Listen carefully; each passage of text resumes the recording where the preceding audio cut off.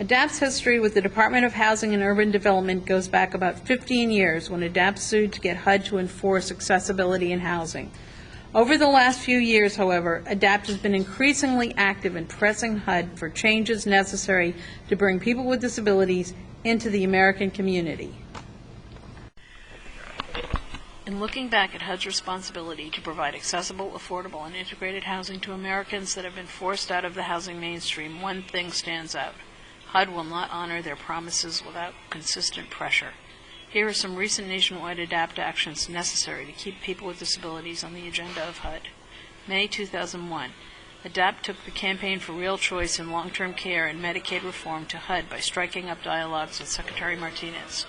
July 2004. On the West Coast, ADAPT demanded the Seattle, Washington Regional HUD office work with ADAPT to ensure that HUD's housing vouchers would be available to people transitioning out of nursing homes. September 2005. Secretary Alphonso Jackson refused to meet with hundreds of ADAPT activists surrounding the massive HUD office in Washington, D.C.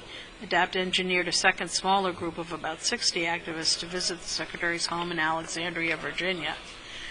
We were chanting, "Who do you want? Jackson. When do you want him? Now," said Mark Johnson, an organizer from Atlanta. And the next thing you know, he was standing right there.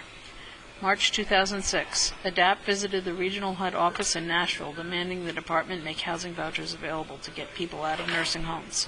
May 2007. Secretary Alphonso Jackson made a point of coming to ADAPT. He spoke to the activists about his personal commitment and committed to finding vouchers that had been set aside for people with disabilities, but not tracked by HUD. Ago, speaking to the assembled ADAPT activists in Chicago, Illinois, HUD admitted it had failed to live up to Secretary Jackson's promise to deliver recovered housing subsidies.